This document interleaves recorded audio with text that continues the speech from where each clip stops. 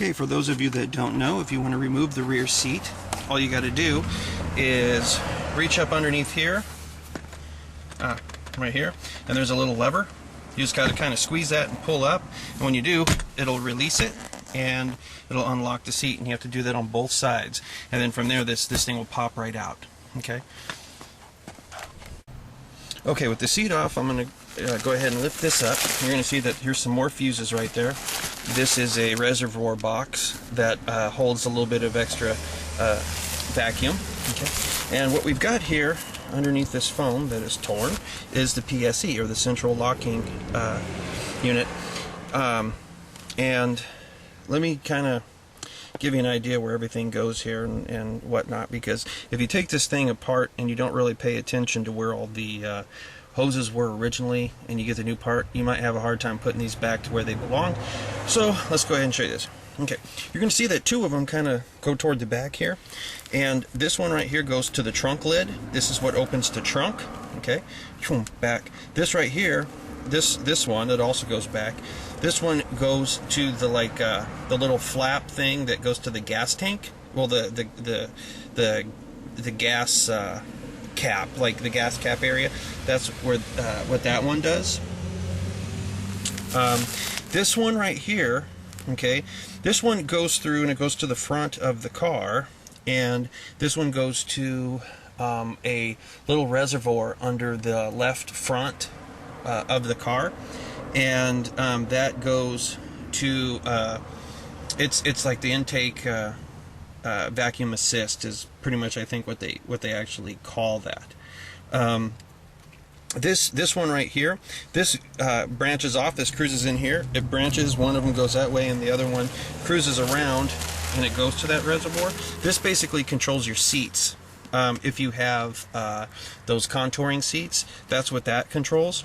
This controls your locks on your doors, and so does this. This controls the front door. Okay, that's what all that does. Just in case you ever lose those and you don't know which one goes where, that's how you can tell. Also, if you have error codes and you ever need to erase them and you don't have an OBD2 code, OBD2 computer, you just disconnect the positive here for 30 seconds, put it back on, and you should be fine. And obviously it's underneath the rear seat as well. And the only thing is on some of these cars, on the Mercedes, you may have to re-enter the code in your radio. They do that to prevent theft. Okay, remember how I was talking about those hoses? Right there, you'll be able to see a couple of them. One of them is going up inside the trunk, and the other one is going to the fuel compartment right over there.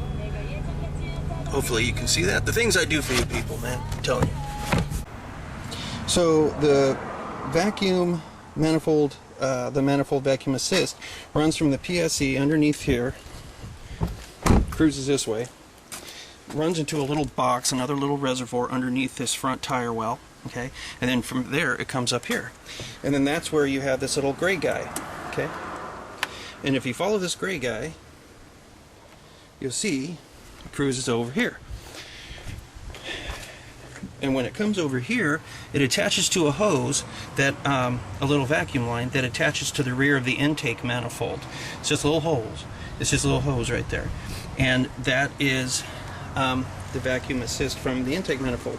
What happens is when you first turn the car on, the PSE, or the central locking vacuum, whatever some people call it, what ends up happening is that is actually the thing that first creates a certain amount of vacuum on the air vents. But as the car warms up a little bit, it goes ahead and it kind of switches over, and then it starts taking the vacuum from the intake manifold. Well, in my case, mine came loose, and there was also a break in that vacuum line.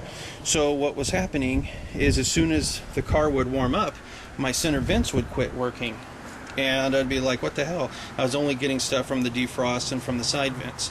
If I turned the car off and let it sit for a second, turn it back on, it would work again for a few minutes, and then it would turn off again.